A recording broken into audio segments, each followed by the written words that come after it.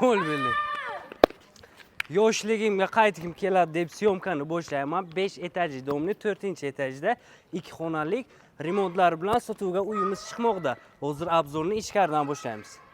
Kvartira shundoqgina sport kollejining oldida joylashgan. Obzorni ko'rsatishni boshlayman. Uyning oshxona qismi mana bu yerda ovqat pishirib, mana bu yerda ovqatlanish uchun kompakt zona taxlasangiz bo'ladi. Yaxshi mo'yshaboylar qilinganlar. Eng asosiysi sanuzellari alohida yaxshi MDF eshiklar qilingan.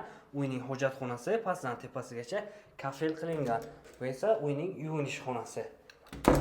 Davom ettiramiz. Gilamlari to'shalgan, pardalari qoladi. Ko'rishingiz mumkin. O'zining ochiq balkonlariga ham ega.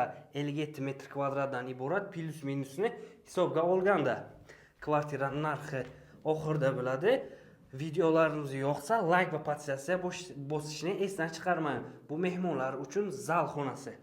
Mana bu yerda chiroyli qilib televizorlaringizni qo'yish uchun dekoratsiyalar qilganlar. Ushbu kvartiraga 33.500 so'rashmoqda. Yana ozgina kelishadigan joy bor. Kimga qiziq bo'lsa telefon qilib kelaverasiz.